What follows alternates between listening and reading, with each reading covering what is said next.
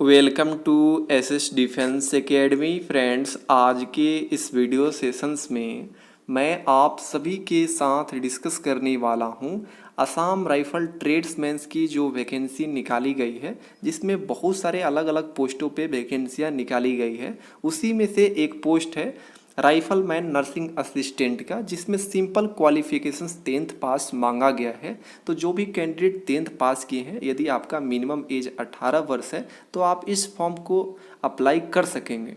ये बहुत ही अच्छा अपॉर्चुनिटी है असम राइफल के अंदर नर्सिंग असिस्टेंट पोस्ट ज्वाइन करने का।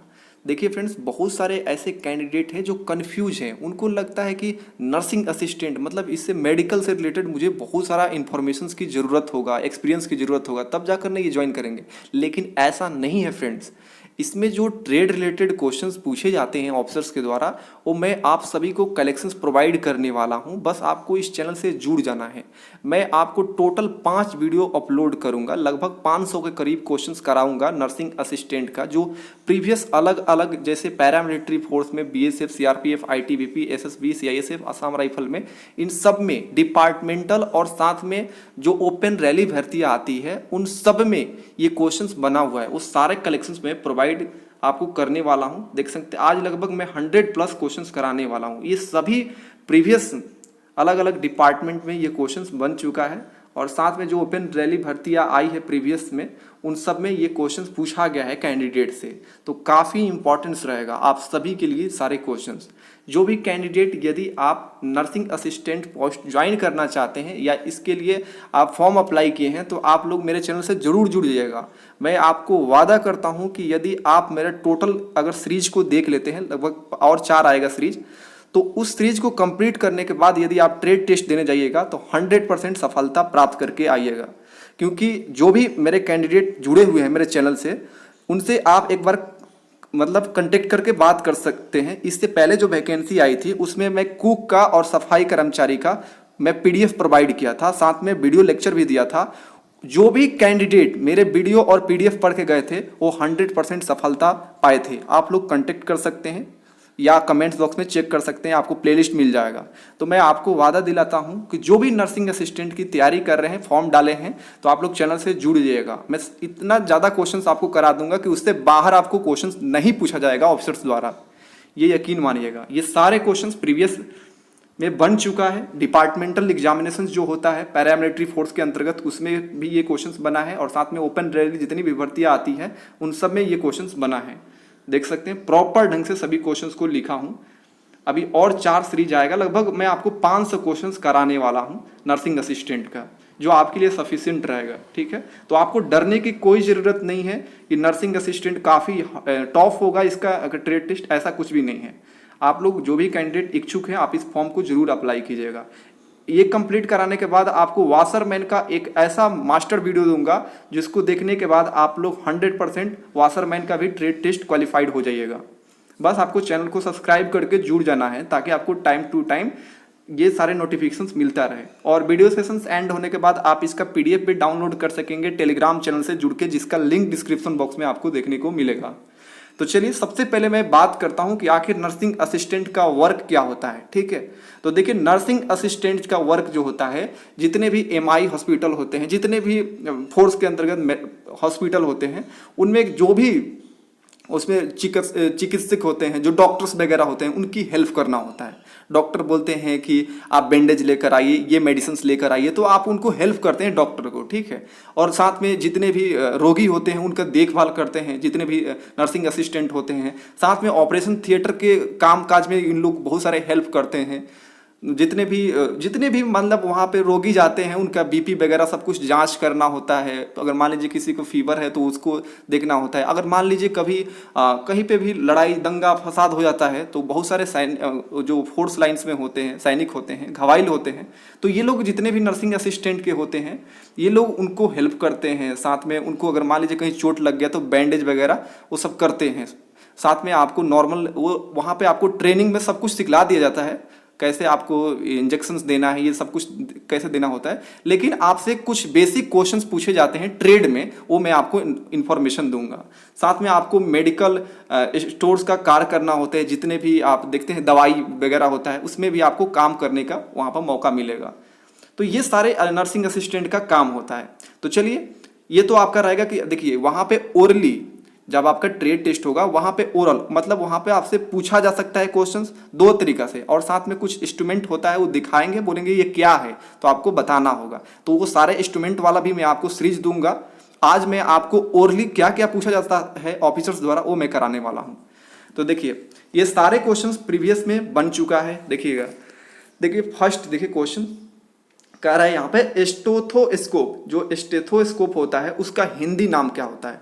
तो देखिए, जितने भी विलेज से बिलोंग करते हैं कैंडिडेट, तो वो अक्सर आला बोलते हैं। जो डॉक्टर लगाते हैं हृदय के धड़कन को चेक करने के लिए, वो आला होता है, तो सभी लोग जानते हैं कि ये आला है, लेकिन उसे स्टेथोस्कोप कहा जाता है इंग्लिश में। ठीक है, तो ये पूछा जा सकता है वहाँ पर कि आला को इंग्लिश में क्या कहा जाता है। ठीक है, या फिर पूछा जाएगा कि स्टेथोस्कोप को हिंदी नाम क्या है, तो हिंदी नाम पूछा जाएगा तो आला बोलिएगा, और इसका परिश्रावक भी कहा जाता है। तो ये सारे इंपॉर्टेंट क्वेश्चन है फ्रेंड्स, देखिएगा यहीं से क्वेश्चन बनेगा।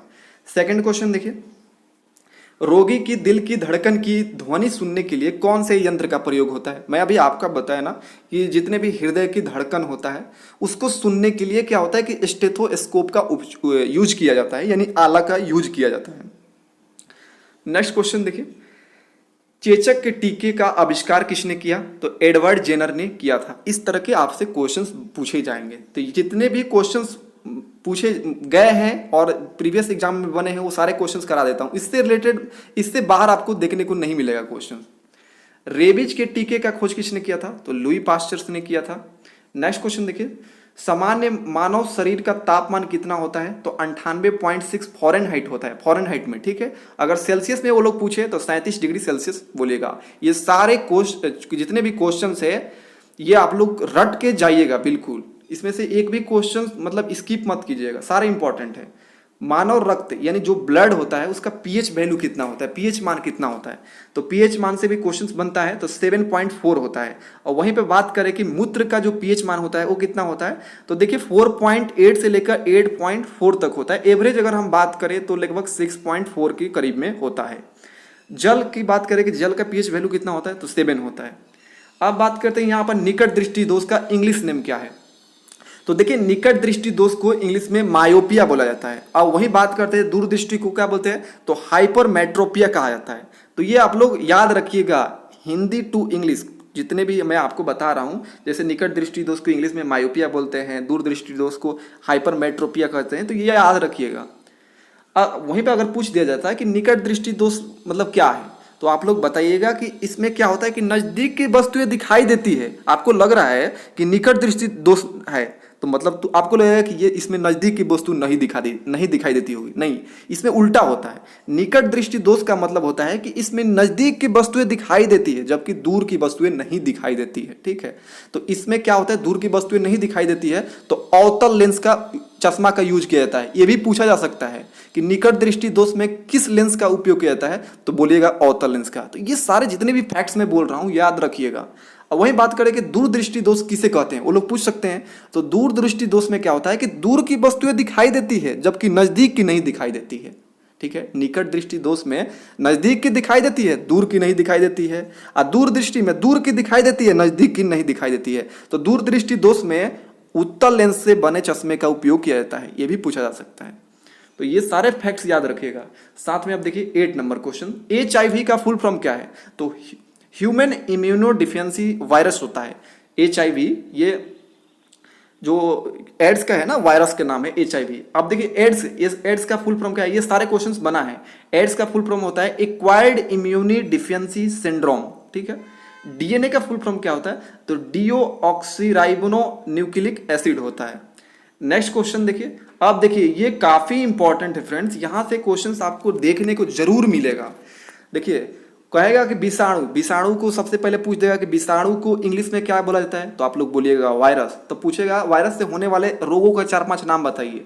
तो देखिए रेबीज हो गया, खसरा हो गया, मेनिजाइटिस हो गया, एड्स हो गया, हेपेटाइटिस हो गया, ट्रैकोमा हो गया, पोलियो हो गया, चेचक हो गया, डेंगू ज्वर हो गया, इन्फ्लुएंजा हो गया, गलसोद हो गया, ये सभी वायरस जनित रोग हैं। ये सर जितने भी है पूछ देगा कि एड्स कैसा रोग होता है, कैसे फैलता है, तो ये वायरस जनित रोग है, इस तरह पूछा जाता है। चेचक कैसा जनित रोग है, तो वायरस जनित रोग है। इस तरह से घुमा फिरा के क्वेश्चन पूछा जाएगा, तो आप लोग ये याद रखिएगा। वही बात करें कि जीवाणु से होने वाला रोग, अब पूछेगा सबसे पहले कि जीवाणु को इंग्लिश में क्या कहते हैं, तो बोलिएगा बैक्टीरिया। तो बैक्टीरिया से होने वाले रोग कौन कौन से हैं, तो प्लेग है, डिप्थीरिया है, टाइफाइड है, कुष्ठ है, हैजा है, काली खांसी है, टिटनस है, सिफिलिस है, निमोनिया है। ये सारे क्या है, जीवाणु जनित रोग हैं। पूछ देगा कि टाइफाइड किसके कारण होता है, तो जीवाणु से द्वारा होता है, ये जीवाणु जनित रोग होता है। नेक्स्ट देखिए कवक यानी फंगस से होने वाला एक प्रमुख रोग कौन सा है, तो देखिए फंगस से होने वाला है गंजापन, है ना, बाल नहीं रहता है। उसका दामा, दाद, खाज, खुजली, जितनी भी खुजली खाज खुजली होता है, एथलीट फूट जो हाथी पाँव हो जाता है, देखेंगे बहुत बड़ा बड़ा ऐसे फूल जाता है पाँव, वो सभी क्या है, ये फंगल्स इन्फेक्शंस के कारण होते हैं। नेक्स्ट देखिए WHO का फुल फॉर्म पूछा गया था, वर्ल्ड हेल्थ ऑर्गेनाइजेशन इसका फुल फॉर्म होता है। नेक्स्ट क्वेश्चन देखिए MBBS का फुल फॉर्म पूछ दिया जाएगा आपसे, तो bachelor in medicine and bachelor in surgery, ये होता है MBBS का फुल फॉर्म। वहीं पूछ दिया जाएगा OT का फुल फॉर्म क्या है, तो ऑपरेशन थिएटर होता है। ये सारे बेसिक क्वेश्चन है फ्रेंड्स, और आपके ट्रेड टेस्ट में इसी ऐसे ही क्वेश्चन बेसिक पूछे जाएंगे। नेक्स्ट क्वेश्चन देखिए ICU का फुल फॉर्म क्या है, तो इंटेंसिव केयर वार्ड्स होता है, मतलब इसका हिंदी होता है गहन देखभाल वार्ड। आप जानते हैं ICU के नाम सब कुछ जानते हैं, लेकिन इसका फुल फॉर्म भी जानिएगा, इंटेंसिव केयर वार्ड। इसमें क्या होता है कि जो क्रिटिकल कंडीशंस जिसका हो जाता है उसको इसमें ICU में डाल दिया जाता है। OPD का फुल फॉर्म क्या होता है, तो आउट पैटेंट डिपार्टमेंट होता है, यानी बाह्य रोगी विभाग इसके बोला जाता है। नेक्स्ट देखिए आग बुझाने वाले यंत्र में कौन सी गैस भरी होती है, तो अग्निशामक जो यंत्र बोला जाता है, आग बुझाने वाला यंत्र क्या होता है, अग्निशामक। उसमें पता है कार्बन डाइऑक्साइड भरा जाता है, CO2, ठीक है। नेक्स्ट क्वेश्चन देखिए कहा जा रहा है यहाँ पर मानव शरीर में हड्डियों की संख्या कितना होती है, तो जो वयस्क मनुष्य होते हैं उसमें 206 हड्डियां होती है। जो वही बात करें कि यदि पूछ दिया जाए आपसे वहां पर ऑफिसर्स द्वारा कि आप बताओ, ठीक है 206 बोल दिए, अब बताओ नवजात जो शिशु होता है उसमें कितनी हड्डियां होती है, तो उसमें आपको बोलना है 300 हड्डियां होती है। ये बाद में टूट फूट के 206 पर आ जाती है। नेक्स्ट क्वेश्चन देखिए 21, लाल रक्त कणिकाएं यानी जो रेड ब्लड सेल होता है उसका निर्माण हमारे शरीर में कहाँ पे होता है, तो बोन मैरो यानी अस्थि मज्जा में इसका निर्माण होता है लाल रक्त कणिकाओं का। नेक्स्ट क्वेश्चन देखिए थायराइड ग्रंथि की असमान वृद्धि किसके कारण होती है, तो थायराइड ग्रंथि देखे होंगे आपने, इसमें असमान वृद्धि आयोडीन के कारण होती है। नेक्स्ट क्वेश्चन देखिए, आप देखिए जल में घुलनशील विटामिन पूछ दिया जाएगा आपसे कि जल में घुलनशील विटामिन का नाम बताइए, तो देखिए दो है, एक तो विटामिन बी है और एक सी है। और एक ये भी क्वेश्चन पूछा जाता है कि वसा में घुलनशील विटामिन कौन सा है, तो वसा में घुलनशील विटामिन होता है KEDA। आप लोग याद रखिएगा, एक ट्रिक मैं बताता हूं, कीड़ा, KEDA कीड़ा। इसके अलावा जितने भी है वो सभी पानी में घुलनशील है, तो बी और सी पानी में घुलनशील है। आई होप कि आप सभी को सेशंस में काफ़ी इंजॉय मिल रहा होगा, क्योंकि देखिए क्या है ना कि आप लोग इंटरेस्ट बनाकर वीडियो को देखिएगा, थोड़ा सा लॉन्ग होगा। नेक्स्ट क्वेश्चन देखिए विटामिन सी का रासायनिक नाम क्या है। देखिए आपको जितने भी विटामिन है उसका रासायनिक नाम याद करना होगा, मैं अभी बताऊंगा, सारे लिखा हूं इसमें, मैं वो सारे आपको बताऊंगा, इससे एक क्वेश्चन जरूर बनेगा। देखिए तो विटामिन सी का रासायनिक नाम क्या है, तो एस्कॉर्बिक अम्ल हो जाएगा। आपसे देखिएगा लगभग, अगर मैक्सिमम बात करें कि कितने प्रश्न पूछे जाएंगे वहां पे, तो मैक्सिमम आपसे लगभग 17 से 20 क्वेश्चन पूछे जा सकते हैं, और मिनिमम की बात करें तो आपसे लगभग 15 क्वेश्चन पूछे जाएंगे। नेक्स्ट क्वेश्चन देखिए किसको RBC का कब्रिस्तान कहा जाता है, तो पिल्हा को RBC का कब्रिस्तान कहा जाता है, यानी रेड ब्लड सेल का कब्रिस्तान होता है। मूत्र का पीला रंग किसके मौजूदगी के कारण होता है, तो यूरोक्रोम के मौजूदगी के कारण मूत्र का जो रंग होता है पीला होता है। दिल का दौरा किस कारण से होता है, तो हृदय में रक्त का आपूर्ति कम हो जाता है। आपके जब भी हार्ट में ब्लड का सर्कुलेशन कम होगा तो आपको दिल की दौरा पड़ जाएगा। इसलिए अपने आप को थोड़ा सा क्या कीजिए कि योगा वगैरह करते रहिए जिनको ये प्रॉब्लम्स है। ब्लड बहुत ज़्यादा, जो ब्लड का सर्कुलेशन होता है अगर रुक जाएगा ना तो बहुत सारा प्रॉब्लम्स आता है। 28 देखिए किसमें प्रचुर मात्रा में प्रोटीन होती है, तो देखिए सोयाबीन और मूंगफली में काफ़ी ज़्यादा मात्रा में प्रोटीन पाया जाता है। नेक्स्ट क्वेश्चन देखिए, विटामिन ए की कमी के कारण कौन सा रोग होता है? तो ए की कमी के कारण आप लोग जानते हैं रतौंधी नामक बीमारी होता है, जिसे इंग्लिश में नाइट ब्लाइंडनेस कहा जाता है। नेक्स्ट क्वेश्चन देखिए, मानव शरीर में खून की शुद्धिकरण की प्रक्रिया को क्या कहा जाता है? तो उसे डायलिसिस कहा जाता है। नेक्स्ट क्वेश्चन देखिए, WBC यानी व्हाइट ब्लड सेल का मुख्य कार्य क्या होता है? तो ये रोग प्रतिरोध क्षमता को बढ़ाता है। मतलब क्या होता है कि जितने भी हमारे अंदर बहुत सारे ऐसे भी जो क्या होते हैं कि रोग आते हैं, उससे लड़ने का काम करता है WBC।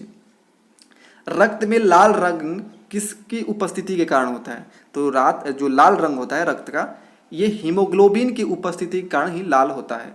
मानव हृदय में कक्षों की संख्या कितना होता है? तो 4 होता है।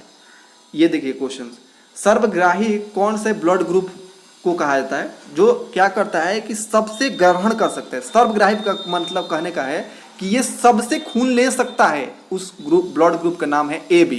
और वैसे ब्लड ग्रुप का नाम बताइए जो सबको दे दे, यानी जिसे सर्वदाता कहा जाता है, तो सर्वदाता है O ग्रुप का। ठीक है, तो याद रखिएगा सर्वग्राही AB है और सर्वदाता O है। चेचक होने का कारण क्या है? तो चेचक जो होता है बैरियोला वायरस के कारण होता है, ये काफी इंपॉर्टेंट है। पीलिया किसके संक्रमण के कारण होता है? तो पीलिया यकृत के संक्रमण के कारण होता है।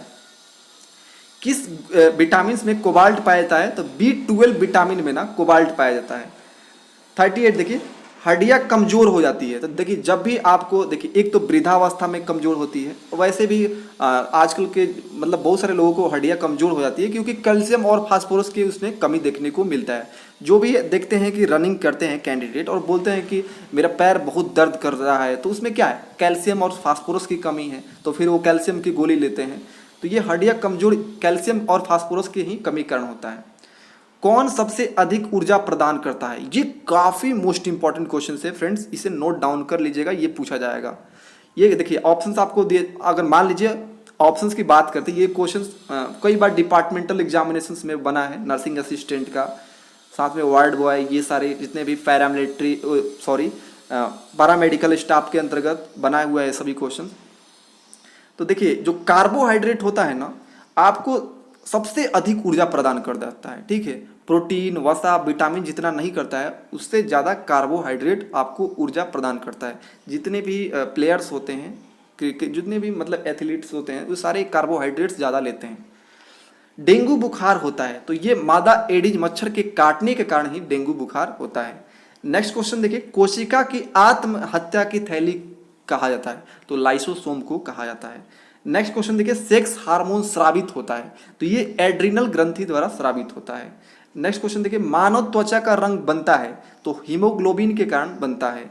नेक्स्ट क्वेश्चन देखिए, मानव शरीर में सबसे लंबी हड्डी कौन सी है? तो जो जांग की हड्डी होती है, जिसमें फीमर जिसका नाम है, मानव शरीर की सबसे लंबी हड्डी कौन सी है? फीमर। ठीक है, ये जांग की हड्डी होती है। ठीक है, और छोटी कौन सी हड्डी होती है? तो स्टेप्स होती है, जो कान की हड्डी होती है। नेक्स्ट क्वेश्चन देखिए, मनुष्य के शरीर में पसलियों के कितने जोड़े होते हैं? तो पसलियों के जो जोड़ा होता है वो 12 जोड़ा होता है, यानी टोटल बात करें तो 24 होता है पसलियों की संख्या। अस्थियों एवं मांसपेशियों की आपस में जोड़ना क्या कहलाता है? तो टेंडन कहलाता है। वहीं बात करें कि हड्डियों को हड्डियों से जोड़ना क्या कहलाता है? तो लिगामेंट कहा जाता है। तो याद रखिएगा ये। नेक्स्ट क्वेश्चन देखिए, औसत मानव मस्तिष्क का वजन कितना होता है? तो लगभग 1 किलो 400 ग्राम, और ये यहाँ पर था 1.36 kg, ये भी हो सकता है इतना हो, लगभग आप बोल सकते हैं कि 1 किलो 400 ग्राम तक होता है। 48 देखिए, किसकी कमी से एनीमिया रोग होता है? तो लोहे यानी आयरन की कमी के कारण ना एनीमिया रोग होता है। एनीमिया में क्या होता है ना कि इसमें क्या होता है कि शरीर में खून की बहुत ही कम बच जाता है। ये ज़्यादातर प्रेग्नेंट महिलाएं होती हैं, महिलाओं में अक्सर से ये बीमारी ज़्यादा देखने को मिलता है, एनीमिया रोग। नेक्स्ट क्वेश्चन देखिए, कुत्ते के काटने से कौन सा अंग प्रभावित होता है? तो देखिए जब भी आपको कुत्ता काटता है ना, तो आपको जो तंत्रिका तंत्र होता है वो प्रभावित होता है। नेक्स्ट क्वेश्चन देखिए, बच्चों को ट्रिपल एंटीजन यानी DPT किस रोग को रोकने के लिए दी जाती है? तो जो DPT दिया जाता है, ये डिप्थीरिया, कुकुर खांसी, टिटनेस, ये इनको रोकने के लिए बच्चों को दिया जाता है ये DPT। ठीक है, एंटीजन जो होता है ये DPT दिया जाता है। ये 7 वर्ष से छोटे बच्चों को दिया जाता है DPT।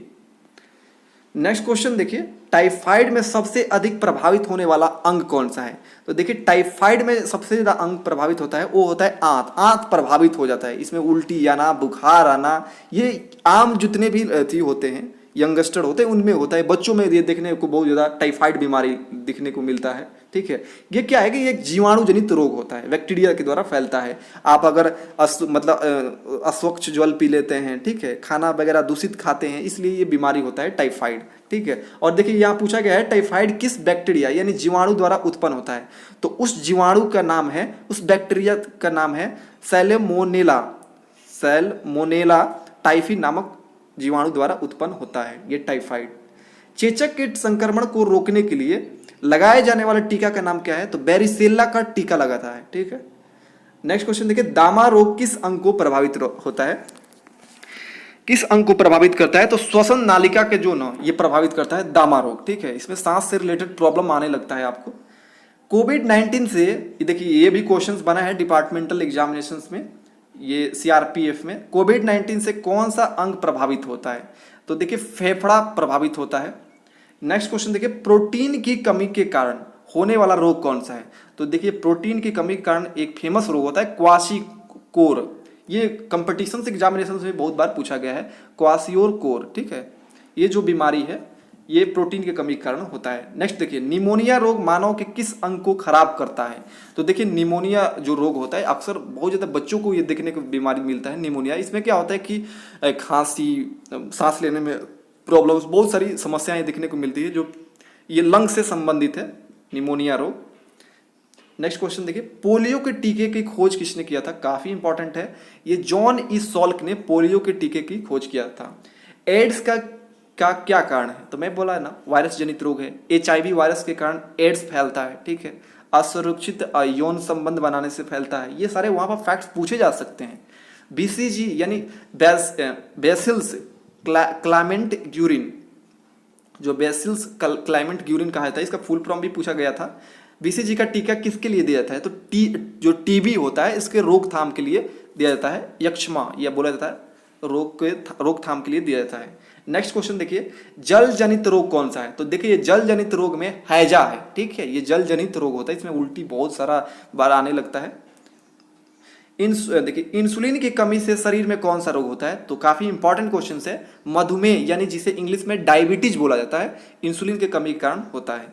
नेक्स्ट क्वेश्चन देखिए, एलिसा परीक्षण किया जाता है? तो एलिसा जो परीक्षण होता है ये एड्स की पहचान के लिए एलिसा परीक्षण किया जाता है। नेक्स्ट क्वेश्चन देखिए, कौन सा बर्ड फ्लू विषाणु है? तो बर्ड फ्लू विषाणु का नाम है H5N1। और वही बात करें कि स्वाइन फ्लू वायरस का नाम क्या है? तो H1N1 है। तो ये याद रखिएगा। नेक्स्ट क्वेश्चन देखिए, विटामिन की खोज किसने किया था? फंक ने किया था, ये याद रखिएगा।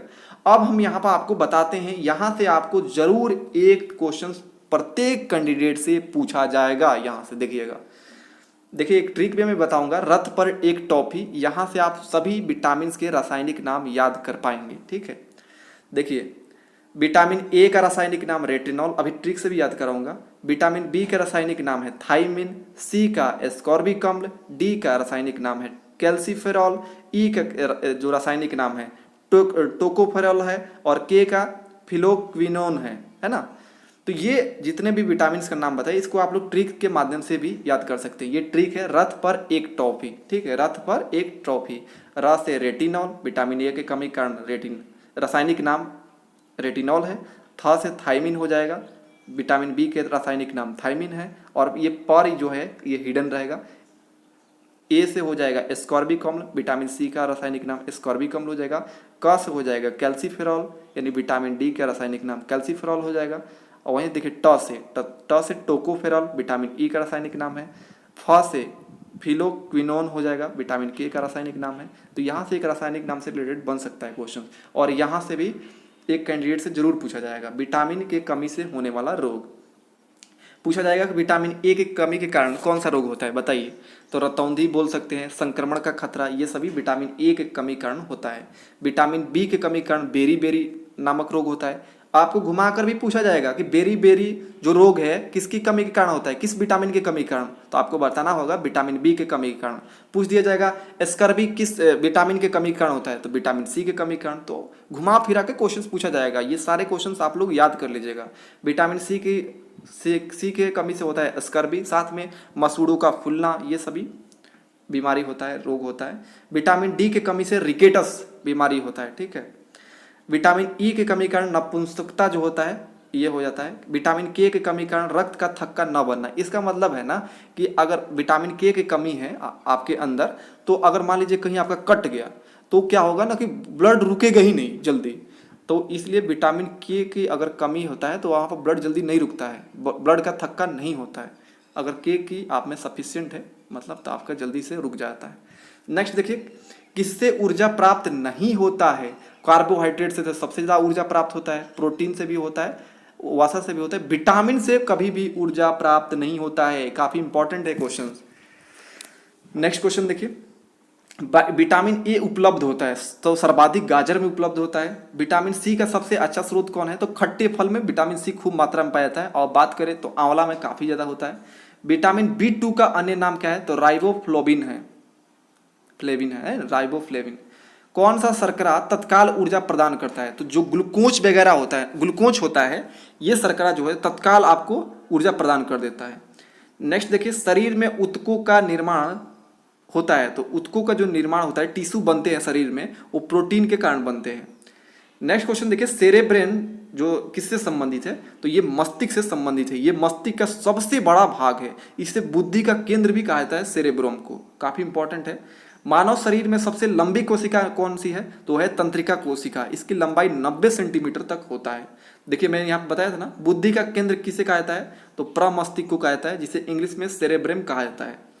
नेक्स्ट क्वेश्चन देखिए, ईईजी का प्रयोग किसकी गतिविधि दर्ज करने के लिए किया जाता है? तो मस्तिष्क की गतिविधि को दर्ज करने के लिए किया जाता है। वही बात करें कि ईसीजी का प्रयोग किसकी गतिविधि दर्ज करने के लिए किया जाता है? तो हृदय की गतिविधि दर्ज करने के लिए किया जाता है। तो दोनों काफी इंपॉर्टेंट है। नेक्स्ट क्वेश्चन देखिए, मानव शरीर के किस ग्रंथि को मास्टर ग्रंथि कहा जाता है? काफी इंपॉर्टेंट है, पीयूष ग्रंथि को कहा जाता है। नेक्स्ट क्वेश्चन देखिए, रक्त की शुद्धिकरण कहाँ होता है? तो किडनी में रक्त का शुद्धिकरण होता है। मानव शरीर में रक्त की शुद्धिकरण की प्रक्रिया क्या कहलाती है? डायलिसिस कहलाती है। ये मैं 2 बार क्वेश्चन रिपीट कर दिया हूँ। ब्लड प्रेशर किससे मापा जाता है? हाँ, ये काफी इंपॉर्टेंट है फ्रेंड्स। जो ब्लड प्रेशर होता है उसको नापा जाता है स्फाइग्नोमैनोमीटर द्वारा, स्फाइग्नोमैनोमीटर द्वारा, जिसे हिंदी में रक्तचाप मापी भी कहा जाता है। पूछा जाएगा कि स्फाइग्नोमैनोमीटर द्वारा क्या मापा जाता है, तो आपको बोलना होगा ब्लड प्रेशर, ठीक है।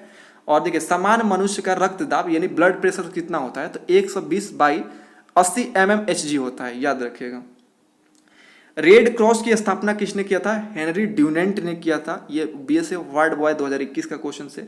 सीपीआर का फुल फॉर्म क्या है? तो कार्डियोपुल्मोनरी रेसुसिटेशन हो जाएगा। नेक्स्ट क्वेश्चन देखिए, मलेरिया टेस्ट किट को क्या कहते हैं? तो रैपिड डायग्नोसिस टेस्ट किट कहा जाता है। ये भी क्वेश्चन बना हुआ है सीआरपीएफ का। आधुनिक प्राथमिक चिकित्सा के आविष्कारक कौन थे? तो फ्रेडरिच स्मार्च जो है, ये है आधुनिक प्राथमिक चिकित्सा के आविष्कारक।